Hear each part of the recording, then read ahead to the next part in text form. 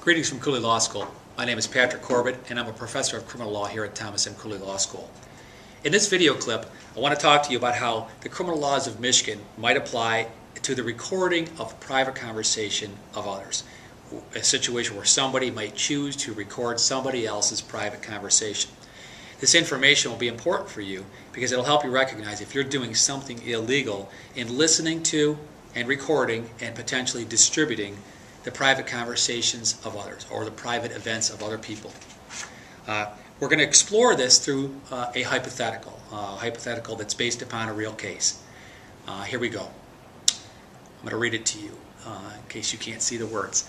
Brent attaches a small recording device to the bottom of a table in a private conference room where he knows Robin and the school principal are going to have a serious conversation. He successfully records the conversation and shares it with his friends for a laugh. Is this a crime under Michigan law? Well, let's first of all think about this recording device. These small recording devices, you've seen them, maybe you own them. They're getting smaller and smaller. When I was a kid, a recording device was probably 5 inches wide and 12 inches long and about 3 inches thick. It had to be, it was very apparent that somebody was using this to record it. Today you can have something that's a little bit bigger than a pen, maybe not even as big as a pen, to be able to record the private conversations of other people. So this is something that can be done in a very private way. The other thing I want you to think about is, should it make a difference in this situation that Brent was only doing this for a laugh? He just wanted to get this private conversation and share it with some other friends for a laugh. So let's think about that as we explore the law. Here's a slide on the law. Michigan law prohibits a person from using any device, any kind of device, whether it's a recording device or any other kind of device, in any private place in order to observe or to record the sounds or events in that place. Okay, so let's think about what that means. Any device, we've already explored the devices. In any private place, well, would it be a private place if it is a conference room where the principal and this woman, Robin, are going to have a conversation? It does appear to be that. And interestingly, this law pertains to observing it or recording the sounds or events in that place. So not only are you allowed to observe it by listening to the recording later, but clearly this applies to the situation where you're actually recording the video or the audio of a person talking in that location. It also has to be proven by the prosecutor that it be done without the consent of the person or persons that are entitled to privacy in that place. Okay, so let's think about that. Did Robin agree to this? There's no evidence of that, and you need to look to the evidence. The evidence comes from our hypothetical. There's no indication that Robin consented to this, and it's pretty clear the principal would not consent to this.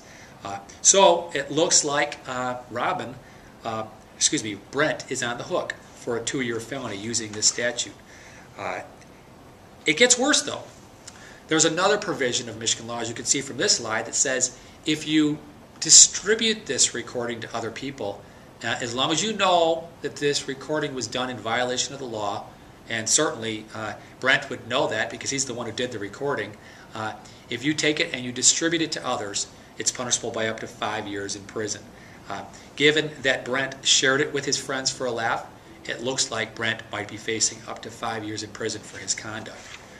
Now, what about this whole question about sharing it with your friends for a laugh? Should it make any difference that Brent only did this for a laugh?